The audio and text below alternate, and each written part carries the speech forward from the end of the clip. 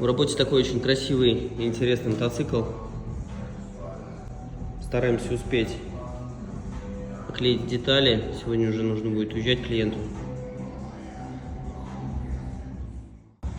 Вырезали лекала из программы XPL DAP.